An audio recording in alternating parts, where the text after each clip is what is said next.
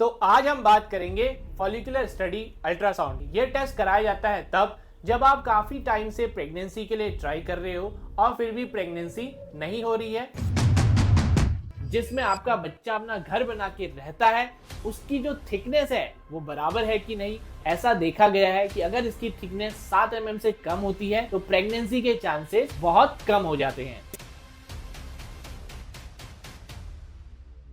आज आपको सुनाता हूँ एक नई कहानी। एक पेशेंट जिसको थे बहुत ज्यादा इरेगुलर पीरियड्स, 1 साल से प्रेगनेंसी के लिए ट्राई कर रहे हैं लेकिन प्रेगनेंसी हो नहीं पा रही। पेशेंट डॉक्टर के पास जाता है, डॉक्टर ने लिखा कि फॉलिकुलर स्टडी कराओ। हाथ उठाइए आप में से भी वो सारे लोग जिनको ये टेस्ट लिखा गया है और आपके कुछ समझ नहीं आ रहा कि ये टेस्ट क्या होता है, कब कराना है, इसमें क्या चेक होता है और रिपोर्ट में क्या इंपॉर्टेंट चीजें देखनी है। तो आज हम बात करेंगे फॉलिकुलर स्टडी अल्ट्रासाउंड की। ये टेस्ट करवाया जाता है तब जब आप प्रेगनेंसी के लिए ट्राई कर रहे हो और आपकी प्रेगनेंसी हो नहीं पा रही है, आपको इरेगुलर पीरियड्स की शिकायत है या फिर आपके डॉक्टर ने लिखा है कि जाके चेक कराइए कि आपका अंडा ठीक से बन रहा है या नहीं, और अगर बन रहा है तो उसका निकलने का सही समय क्या है।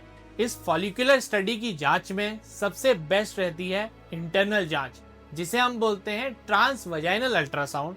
उसमें हम इस प्रोब की मदद से, आप देख सकते हैं, इस प्रोब को इंटरनली वजाइना में प्लेस किया जाता है और वहां से हम देखते हैं कि आपकी ओवरीज में जो फॉलिकल्स हैं वो ढंग से बन रहे हैं कि नहीं, उनका साइज कितना है और कब उस फॉलिकल में से फूट के अंडा बाहर निकलेगा। तो आप सोच रहे होंगे फॉलिकल और अंडा क्या अलग अलग हैं? सिंपली आपको एग्जांपल से समझा। जैसे आप कोई भी फल खाते हैं, उसके अंदर बीज होता है और बाहर से फल होता है, वैसे ही फॉलिकल को आप फल मान सकते हैं और जो उसके अंदर छुपा हुआ बीज है वो होता है अंडा, और अंडा बहुत ही छोटा होता है। साथ ही साथ हम देखते हैं जो बच्चेदानी है और उसके अंदर की लाइनिंग है, उसकी जो थिकनेस है वो बराबर है या नहीं है।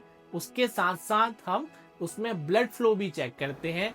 इसी से जुड़ा हुआ अगला सवाल था कि सर इस जांच को कब शुरू किया जाता है। तो जनरली पीरियड मिस होने के 9वें से 10वें दिन पे इस जांच को शुरू किया जाता है। उसके बाद आपको हर अल्टरनेट डे या 2 दिन बाद बुलाया जाता है जब तक आपका अंडा फूट के निकल नहीं जाता है। लेकिन एक बात का ध्यान रखिएगा, कुछ डॉक्टर इसमें एक अर्ली स्कैन भी कराते हैं जो कि पीरियड के दूसरे या तीसरे दिन किया जाता है। रुक जाइए, यहाँ पे मैं आपको बताऊंगा वो कॉमन मिस्टेक जो बहुत सारे पेशेंट्स करते हैं।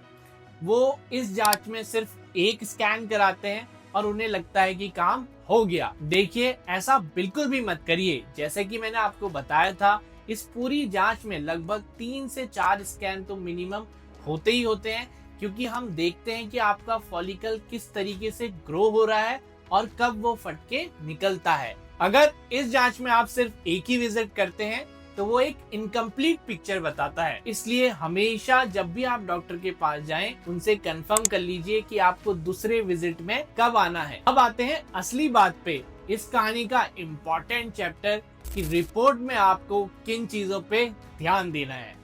सबसे इम्पोर्टेंट है रिपोर्ट में जो सबसे बड़ा फॉलिकल है उसका साइज कितना है। जब आपको पीरियड्स आते हैं, ओवरी में बहुत सारे छोटे छोटे फॉलिकल्स होते हैं और धीरे धीरे 6-7वें दिन से उनमें से एक जो फॉलिकल है वो रेस में आगे निकल जाता है और वो ज्यादा तेजी से बढ़ने लगता है। लगभग जब इसका साइज 10 mm से ऊपर हो जाता है तो इसे हम बोलते हैं डोमिनेंट फॉलिकल, और जब इसका साइज 18 से 24 mm की रेंज में पहुंच जाता है तो ये फटने के लिए तैयार है। हर महिला में अलग अलग साइज पे ये फट सकता है। किसी में 18 mm में फट जाए, किसी में 20 mm में फट सकता है, किसी में 22 mm में फट सकता है। लेकिन अगर ये 18 mm से छोटा है और 24 mm से बड़ा हो जाए तो कम चांसेस रहते हैं कि ये फटेगा। अगली इंपॉर्टेंट चीज होती है बच्चेदानी की लाइनिंग। ये है बच्चेदानी और ये बच्चेदानी की लाइन को हमने नापा हुआ है, जहाँ पे जाके अंडा चिपकता है और धीरे धीरे ग्रो करके बच्चा बनता है। इस लाइनिंग की जो थिकनेस होती है लगभग अंडा रिलीज होने के टाइम पे 7 mm से ज्यादा होनी चाहिए। ऐसा देखा गया है कि अगर इसकी थिकनेस 7 mm से कम होती है तो प्रेगनेंसी के चांसेस बहुत कम हो जाते हैं। इसके अलावा हम देखते हैं कि हर ओवरी में कितने फॉलिकल्स हैं। अगर बहुत कम फॉलिकल्स होंगे तो भी प्रेगनेंसी के चांसेस कम है, और अगर बहुत ही ज्यादा छोटे छोटे फॉलिकल्स होंगे तो वो भी पॉलीसिस्टिक ओवरी डिजीज की तरफ संकेत करता है, जिस कंडीशन में कंसीव होने में थोड़ी टाइम लग सकता है या डिफिकल्टी आ सकती है। अब अगला इम्पोर्टेंट चैप्टर है जिसके लिए आप ये वीडियो देखने आए हो कि अंडा फॉलिकल से फट के निकला कि नहीं। अल्ट्रासाउंड में हम क्या ऐसा देखते हैं जिससे हमें पता चलता है कि अंडा फॉलिकल से फट के निकल गया है। चलिए एग्जाम्पल से समझाता हूँ। तो फॉलिकल का साइज मान लेते हैं 20 mm पहुंच गया। अब जैसे ही इसमें से अंडा फट के निकलेगा तो इसका साइज क्या होगा, कम हो जाएगा। जो फॉलिकल की दीवार है जिसको हम वॉल बोलते हैं वो पचक सी जाएगी। अब आप देख सकते हैं जो थोड़ी देर पहले मैंने आपको फॉलिकल दिखाया था किस तरीके से वो पिचक सा गया है, और इसकी जो दीवार है वो भी थोड़ी सी मोटी हो गई है। इसके अंदर जो क्लियर फ्लूइड हमें पहले दिख रहा था वो थोड़ी सी धुंधला दिखने लगेगा, उसमें कचड़ा सा दिखने लगेगा, और साथ ही साथ बच्चेदानी के अराउंड थोड़ी सी पानी भी नजर आता है, क्योंकि जब फॉलिकल से अंडा फट के निकलेगा तो थोड़ी बहुत पानी बाहर की तरफ गिर जाता है। अब यहाँ एक काम करो, आप अपने घर बैठे हुए आप इस कहानी को कई सारे जरूरतमंद लोगों तक सिर्फ एक क्लिक से पहुंचा सकते हैं।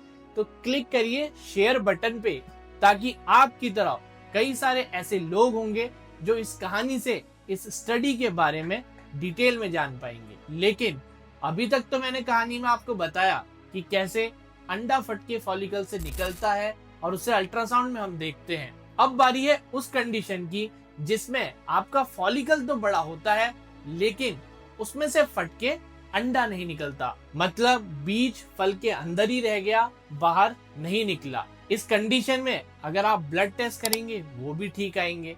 अगर आप ओव्यूलेशन किट या LH किट का इस्तेमाल कर रहे हैं तो उसमें भी आपको दिखाई देगा कि हार्मोन तो रिलीज हो रहे हैं लेकिन फॉलिकल में से फट के अंडा नहीं निकलेगा, तो आपको प्रेगनेंसी हो ही नहीं पाएगी। इसको क्या कहते हैं?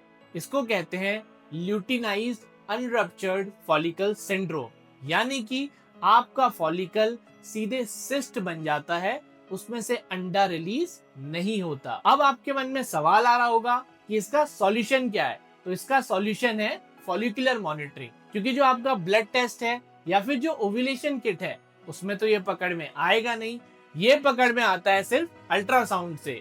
इसीलिए अल्ट्रासाउंड की जो फॉलिकुलर मॉनिटरिंग है ये बहुत इंपॉर्टेंट स्टडी है। अरे डर तो नहीं लग रहा? कई सारी महिलाएं पूछती हैं कि डॉक्टर ने HCG का इंजेक्शन लिखा है, क्या ये इंजेक्शन लेना जरूरी है? अरे भाई, डॉक्टर ने लिखा है तो आपको दोबारा सोचने की जरूरत नहीं है। ये HCG का इंजेक्शन करता क्या है? ये HCG का इंजेक्शन आपके फॉलिकल को फटाफट ग्रो होके फटने पे मजबूर करता है। कब दिया जाता है? लगभग जब फॉलिकल का साइज 18 से 20 mm तक पहुंच जाता है, बच्चेदानी की लाइनिंग 7 से 8 mm से ऊपर होती है, उस वक्त डॉक्टर आपको इसको लिखते हैं। लेकिन ध्यान रखिएगा, बिना डॉक्टर की गाइडेंस के इस इंजेक्शन को बिल्कुल नहीं लेना है। अब इस कहानी का लास्ट चैप्टर कि डॉक्टर को इमीडिएटली कब दिखाना है। अगर आपका जो फॉलिकल है उसकी साइज 24 mm से ऊपर हो रही है और फिर भी वो रप्चर नहीं हो रहा है तो आपको इमीडिएटली डॉक्टर से बात करनी है, क्योंकि अब चांसेस कम है कि इसमें से फट के अंडा निकलेगा। अगर बच्चेदानी की लाइनिंग ग्रो नहीं कर रही है, 7 mm से छोटी ही रह जाती है, 5 या 6 mm, तो भी आपको डॉक्टर से मिलना है। ये जो इंजेक्शन आपने लिया है, अगर इसके बाद आपको पेट में दर्द या गैस बनती है तो भी एक बार अपने डॉक्टर से कंसल्ट कर लीजिए। और कभी कभी क्या होता है कि जो आपके फॉलिकल हैं उसकी साइज 10 या 12 mm पे रुक जाती है, आगे ग्रो ही नहीं करती है। इस कंडीशन पे भी डॉक्टर से मिलना जरूरी है। तो दोस्तों, आज आपने वो चीजें सीखी हैं जो मोस्ट ऑफ दी लोगों को पता नहीं होती हैं। तो तुरंत घर बैठे अपनी रिपोर्ट उठाइए और चेक करिए कि डोमिनेंट फॉलिकल की साइज कितनी है, आपकी बच्चेदानी की लाइनिंग कितनी है, और कमेंट में बताओ क्या सब कुछ नॉर्मल है कुछ कंफ्यूजिंग लग रहा है, मैं पर्सनली ट्राई करूंगा कि हर कमेंट का रिप्लाई जल्द से जल्द दे सकूं। और जैसा कि मैं कहता हूं, stay healthy and stay wealthy because health is real wealth.